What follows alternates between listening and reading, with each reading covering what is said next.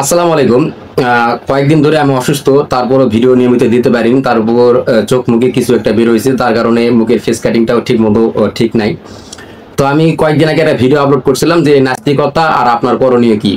সেই ভিডিওতে অনেক ভাই কমেন্ট করছেন, ধন্যবাদ ভিডিওতে কমেন্ট করার জন্য। আপনারা কমেন্ট না করলে তো আমি বুঝতে পারতাম না, অনুপ্রেরণা পেতাম না। এই অনুপ্রেরণা দেওয়ার জন্য আপনাদেরকে অনেকে ধন্যবাদ। ভিডিওর কনটেক্সটটা আপনারা বুঝতে পারেননি। আমি এখানে কোনো ধর্মকে কটূক্তি করিনি। আমি বলছি যে যার ধর্ম পালন করবে এবং যে যার ধর্ম প্রচার করবে যতটুকু জানে তার মাধ্যমে। কেউ যদি কারো ধর্ম নিয়ে কটূক্তি করে সেটা তার ব্যক্তিগত ব্যাপার, সেটা ধর্মের দিকে দায় আসে না। যদি ইসলামের নাম নিয়ে কেউ উগ্রতা ছড়ায় তাহলে সেটা কিন্তু ইসলামের দোষ নয়, দোষ হলো যে ব্যক্তিটা উগ্রতা ছড়াচ্ছে তার দোষ। সুতরাং প্রত্যেকটা ধর্মেই কিছু কুলাঙ্গার মানুষ থাকে, কিছু পথভ্রষ্ট মানুষ থাকে, যারা নিজেদের ধর্মেরই কিতাব ঠিক মতো পড়ে না বা জানে না, তারা অন্য ধর্ম নিয়ে কটাক্ত করে। আমরা আল্লাহ রসুল সাল্লাহ সাল্লাম আমাদের স্বয়ং নিষেধ করছেন যে আমরা যেন কারো ধর্ম নিয়ে গালাগালি না করি, কটূক্তি না করি। সুতরাং আমরা যারা সঠিক মুসলমান আছি, যারা বোঝানোর মতন মুসলমান আছি, তারা কখনোই অন্য ধর্মকে গালিগালাজ করবে না। এখন প্রত্যেকটা ধর্মই কিন্তু এই শিক্ষাই দেয় যে মানবতার শিক্ষা, মানুষের কল্যাণ, বিশ্বের কল্যাণ কিভাবে হবে, প্রত্যেকটা ধর্মই এই শিক্ষা দেয়। আমাদের ইসলাম ধর্ম শিক্ষা দেয়, আপনাদের সনাতন ধর্ম শিক্ষা দেয়, বিভিন্ন ধর্ম শিক্ষা দেয়। কিন্তু মূল ভিডিওটা ছিল নাস্তিক বনাম আমরা যারা ধর্ম বিশ্বাসী আছে তারা।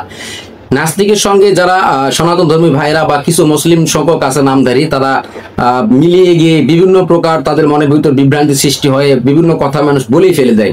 কিন্তু আমি বলতে চাচ্ছি, বলেন, সমস্যা নেই, কিন্তু যারা ধর্মের বিশ্বাসী করেন তারা নিজ ধর্মের কথা কি প্রচার করতে পারবে না? ভাই, আমার নিজ ধর্মের কথা কি আমি প্রচার করতে পারবো না? এই নিয়ে যদি আপনাদের কটূক্তি যদি শুরু হয় তাহলে তো সমস্যা। আপনি সমালোচনা করতে পারেন, কিন্তু এমন ভাবে সমালোচনা করুন যেটা সহ্য করার মতো ক্ষমতা আমাদের আছে বা আপনারও আছে।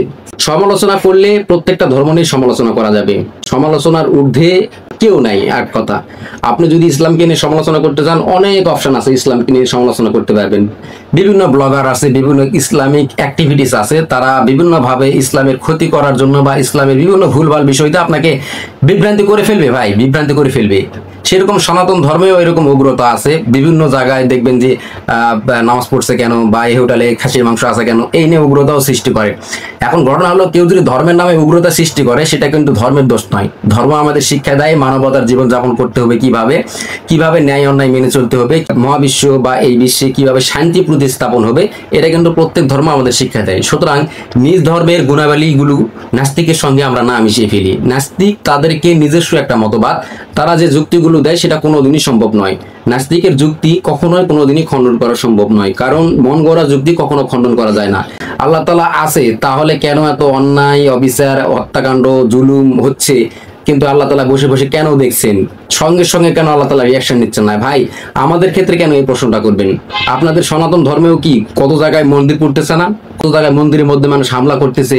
কত নিরাপরাধ সনাতন ধর্মী ভাইরা বিভিন্নভাবে অপদস্থ হচ্ছে, বিভিন্নভাবে মানুষ মেরে ফেলতেছে, অন্যায় করে জোর করে জমি জমা দখল করে নিচ্ছে মানুষ। তাহলে কি আমি একই ক্ষেত্রে প্রশ্ন করব যে আপনাদের ভগবান কি করতেছে? এগুলো কি বন্ধ করতে পারতেছে না? আপনাদের সনাতন ধর্মের কি মানুষ ধর্ষণ হচ্ছে না? হচ্ছে। তো সুতরাং নিজ ধর্মের প্রতি সম্মান থাকা উচিত। এটা কোনো ধর্মের দোষ নয়, এটা হলো মানুষের কালচার, মানুষের দোষ। মানুষ ধর্মের নামে উগ্রতা ছড়িয়ে ফেলে, মানুষ ধর্মের নাম নিয়ে বিভিন্ন প্রকার অনৈতিক কর্মকাণ্ড করে, আর সেই দায়ভার উঠে পড়ে ইসলামের উপর বা বিভিন্ন ধর্মের উপর। সুতরাং আমাদের মূল কনটেক্সটটা বোঝা উচিত, সেটা হলো যে ধর্ম যার প্রচার, যার যার দায়িত্ব। ধর্ম নিয়ে কটূক্তি করার মতো কথা কোনো ধর্মই আমাদেরকে বলে না বা কোনো ধর্মই আমাদের শিক্ষা দেয় না। তাই নিজ ধর্মের জ্ঞানের চর্চা করো এবং নিজ ধর্ম প্রচার করো। আর যারা আপনাদের ধর্ম প্রচারকারী ভিডিওতে যারা কমেন্ট করে, বাজে বাজে কমেন্ট করে, দেব দেবতা নিয়ে গালিগালাজ করে, আমি তার বিপক্ষে। আমিও একজন মুসলিম, কিন্তু আমি মনে করি তোমাদের দেব দেবতা তোমাদের কাছে সবচেয়ে মূল্যবান, আর আমাদের আল্লাহ রসুল সাল্লাল্লাহু আলাইহি সাল্লাম এবং আল্লাহ তাআলা আমাদের কাছে সবচেয়ে বেশি মূল্যবান। সুতরাং আপনাদের ধর্ম আপনাদের কাছে আপনারা পালন করবেন, আমাদের ধর্ম আমরা আমাদের মতো পালন করব। এখানে আপনাদেরকে গালি দেওয়ারও কিছু নাই, আর আপনারা আমাদেরকে গালি দেওয়ারও কিছু নাই। এই হলো ভিডিওর মূল কনটেক্সট। আপনারা যদি ভিডিওটি যদি না বোঝেন বা আমার যদি ইন্টেনশন, আমার উদ্দেশ্য যদি না বোঝেন, তাহলে হয়তো আপনারা ভুল করবেন। আমার উদ্দেশ্য হলো ইসলামের যে আলোটা আছে, সেই আলোটা আস্তে আস্তে আমি যতটুকু জ্ঞান অর্জন করব, সেতটুকুর ভিতরে আমার যুক্তি দিয়ে আমি প্রমাণ করার চেষ্টা করব বা ভিডিও দেওয়ার চেষ্টা করব, প্রচার করার চেষ্টা করব। এখানে আমি কারো বিরুদ্ধে লাগতেছি না, এখানে আমি সম্মানের সহিত আমার ধর্মটাকে উচ্চ করার জন্য আমি যতটুকু জ্ঞান অর্জন করব ততটুকু আমি প্রকাশ করব। আপনিও করতে পারেন, আজ থেকে লেগে পড়ুন, নিজ ধর্ম চর্চা করুন।